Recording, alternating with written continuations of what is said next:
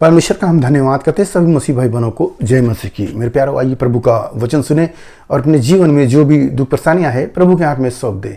यह जाने प्रभु की दया हो और वचन सुनते सुनते भले चंगे हो जाए। तो जो लोग ने कृपया इस चैनल को सब्सक्राइब कर दे। तो मैं आज का वचन लाया हूँ, प्रार्थना के द्वारा शुद्ध हो जाती है वस्तुएं। तो इसको सुने और समझे कि प्रभु का वचन क्या कहता है। हालेलुया।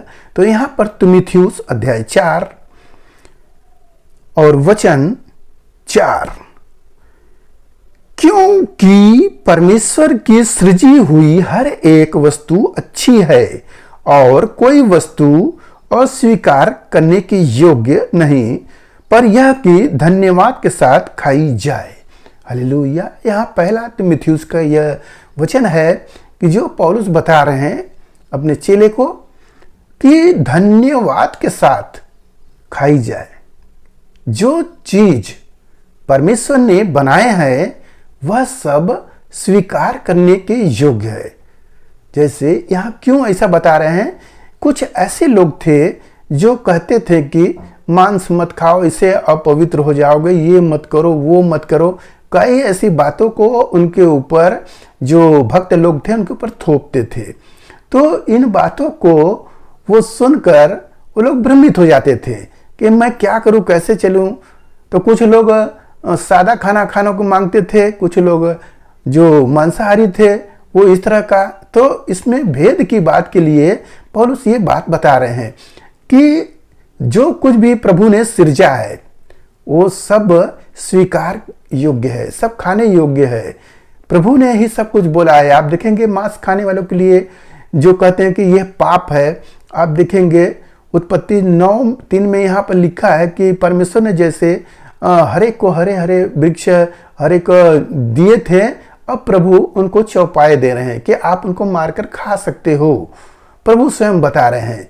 तो ऐसा इस सृष्टि से चलता आया है। तो जो खाए या जो न खाए उससे कुछ लेना देना नहीं है। आपका कैसा स्वभाव है, कैसा आप चाहते हैं वैसा करें। देखेंगे दानियल परमेश्वर के कितना बड़ा वो भक्त था, मानने वाला था। वो जब उसके पास मांस आया तो उसके साथ ही खाए, परंतु उसने इनकार किया कि मैं ये मांस नहीं खाऊंगा, अशुद्ध हो जाऊंगा, क्योंकि अशुद्ध लोगों के बीच में आया हूं, मैं नहीं खाऊंगा, मुझे साग पात ही दो। तो वो साग पात कर ही खाकर खुश रहता है और उसका चेहरा चमकदार रहता है। हालेलुया। तो मेरे प्यारों, हमें खाने पीने से नहीं होना चाहिए। जो प्रभु हमें जो चीज़ दिए हैं हमें उसे स्वीकार करना चाहिए। अगर हम अस्वीकार कर रहे हैं तो हम परमेश्वर के वचन को टाल रहे हैं, जैसा प्रभु का यह वचन कहता है।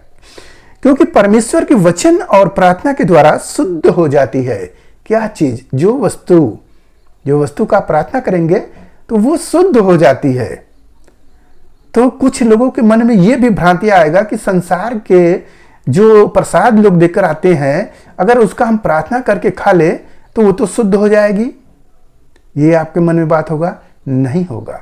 मैं एक जो विश्वासी था उसने ऐसा किया, उसका मैं गवाही बता रहा हूं कि उसने जब चढ़ावा आता है माई भगवती का, उसमें क्या किए, वो लोग उनके घर पर लेकर आए प्रसाद, और प्रसाद देकर उन्होंने लालच किया, बहुत अच्छे है। और किसी अधकचरे ने जो बताए थे कि प्रार्थना करोगे शुद्ध हो जाएगी, जैसे इस वचन को मैंने पढ़ा कि शुद्ध हो जाएगी, और वैसे उसने क्या किया, प्रार्थना करके कहा अब ये शुद्ध हो गया, अब इसे हम खा सकते हैं। उसने खाया और खाने के बाद 3 महीने के बाद उसके फोड़े फुंसी होने चालू हो गए, और इतना हो गए कि वो बचकने लगे, और दवा कर रही है, काम नहीं कर रहा है बल्कि और बढ़ रहा है। परेशान हो गई, 1.5 साल तक झेलती रही, इधर उधर प्रभु के भवन में भी आती रही, परंतु जब उसने अंगीकार किया, प्रभु को बताया, तब जाकर उसका प्रार्थना हुआ, तब जाकर उसका शुद्धिकरण होता है।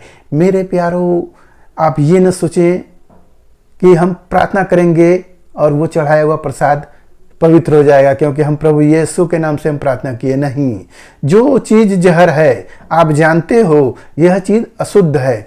अगर जानबूझ के कोई जहर पिए, कहे कि हमें प्रभु बचाएगा, प्रभु ने कहा है कि जो चेला जहर भी पी जाएगा तो बच जाएगा, ऐसा सोचेंगे तो आप मर जाओगे, क्योंकि जानबूझकर आपने किया है। प्रभु ने बोले अनजाने में अगर कोई सांप भी काटेगा तो आप बचोगे, ये बोले हैं प्रभु। ऐसा नहीं कि जानबूझकर आप उस प्रसाद को प्रार्थना करके खाओगे तो वो शुद्ध होगा और आप बचोगे। ऐसी बात कभी मत लाना अपने मन के अंदर। हालेलुया।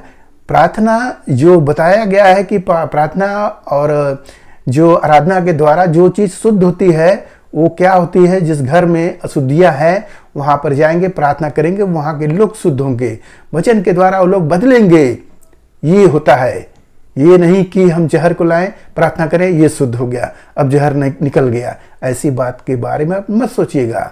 हालेलुया। तो परमेश्वर का जो वचन है वो हमारे जीवन के बदलने के लिए, उद्धार के लिए, चंगाई के लिए, समझबूझ के लिए वो प्रभु का वचन है कि इस वचन को सुनो, समझो और उसके अनुसार चलो। ऐसा नहीं कि अपनी बातों को उसमें जोड़कर हम कुछ गढ़ ले और उसको करके हम खुद अपने ऊपर बला पाल ले।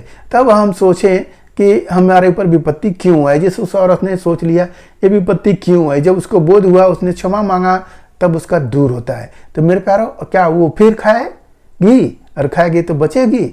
मर ही जाएगी। क्षमा एक बार होता है, बार बार आप गलती करोगे नहीं क्षमा होगा, प्रभु छोड़ देगा। मेरे प्यारों, समझे इस वचन को। तो जो वचन लिखा गया है कि परमेश्वर ने जो कुछ भी सृजा है इस धरती पर वो स्वीकार, वो खाने योग्य है। सब कुछ जो आप चाहते हो कि हम इसको खा सकते हो। अशुद्ध चीजों के लिए बाइबल में बताया गया है उसको छोड़कर जो पवित्र है प्रभु ने कहा है उसको हमें लेना है। हालेलुया। तो मेरे प्यारों, आज के इस वचन से जो कुछ मिला उस पर ध्यान करें। प्रभु आपको आशीष देंगे। आइए आपके लिए हम प्रार्थना करें। महान परमेश्वर, हम आपका धन्यवाद करते हैं इसमें सराइए आज के दिन प्रभु जो ये वचन मिला, जितने सुने प्रभु ने आशीष मिला, उनके घर परिवार में सुख शांति बनी रहे। मेरे राजा हालेलुया। आपने बोले प्रभु प्रार्थना के द्वारा हालेलुया चीजें शुद्ध हो जाती है प्रभु, प्रार्थना आराधना के द्वारा। मेरे राजा ऐसा ना हो हालेलुया जो अंधकार के लोग हैं ये समझकर ऐसे गलती करे जैसे अभी गवाही दिए पिता। हालेलुया। उन्हें समझबूझ के आत्मा दे प्रभु, तेरे वचनों पर विश्वास करे। हालेलुया। ऐसी विश्वासी हो और विश्वास में न चले। धन्यवाद करते हुए प्रार्थना यीशु मसीह के नाम से मांगते हैं। सुन दे आज ग्रहण कर ले पिता परमेश्वर। आमीन।